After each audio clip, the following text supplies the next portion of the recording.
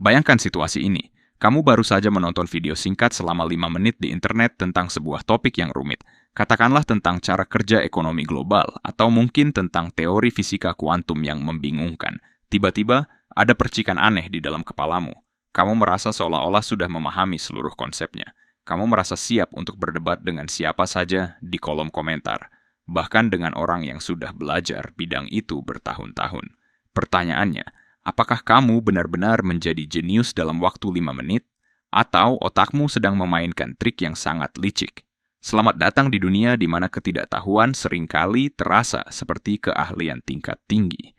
Fenomena ini bukan karena kamu sombong, melainkan karena cara kerja otak kita yang cacat sejak lahir saat menilai kemampuan diri sendiri.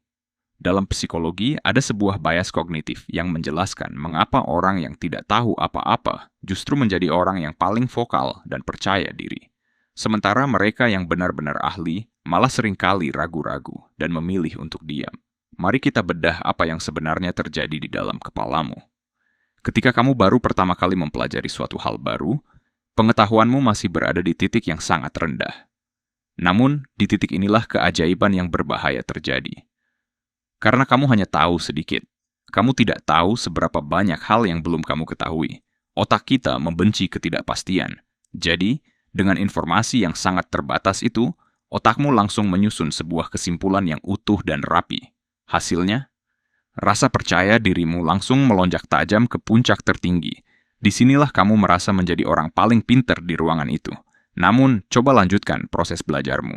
Baca buku yang lebih tebal, dengarkan penjelasan dari para ahli, atau coba praktikkan langsung hal tersebut. Apa yang terjadi?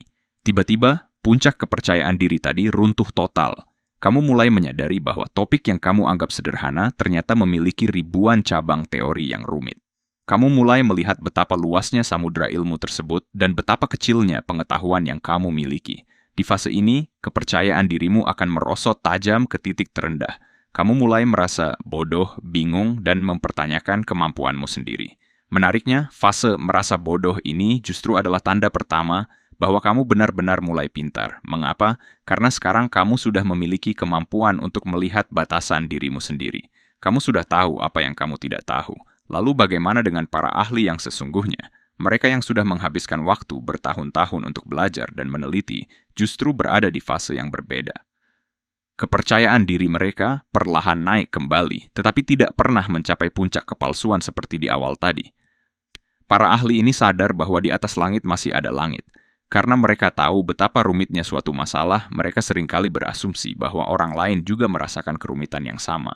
Akibatnya, mereka cenderung merendah atau bahkan ragu dengan pendapat mereka sendiri, karena takut ada variabel yang terlewat. Jadi, sekarang kamu bisa melihat ironinya yang nyata. Orang yang tidak tahu apa-apa merasa tahu segalanya karena keterbatasan informasi. Sedangkan orang yang tahu banyak hal justru merasa tidak tahu apa-apa karena melihat luasnya informasi. Bias kognitif ini terjadi pada kita semua, tanpa terkecuali. Entah itu saat kamu mengomentari taktik pelatih sepak bola di televisi, menilai kebijakan politik negara, atau saat kamu merasa paling tahu cara mengoperasikan bisnis besar padahal belum pernah memulainya. Lantas, bagaimana caranya agar kita tidak terjebak dalam ilusi kepintaran palsu ini? Kuncinya adalah dengan melatih apa yang disebut sebagai kerendahan hati intelektual. Mulailah dengan menantang asumsimu sendiri. Ketika kamu merasa sangat yakin tentang sesuatu, tanyakan pada dirimu, apakah aku benar-benar paham, atau aku hanya menyukai sensasi merasa benar? Jangan pernah berhenti di permukaan ilmu. Sadarilah bahwa setiap kali kamu mempelajari hal baru, rasa percaya diri yang instan seringkali hanyalah fata morgana. Ingat, tanda nyata dari kecerdasan yang sejati bukanlah seberapa banyak hal yang bisa kamu perdebatkan dengan keras, melainkan seberapa berani kamu mengakui bahwa ada banyak hal yang belum kamu ketahui. Tetaplah penasaran, dan biarkan logikamu yang menuntun jalan.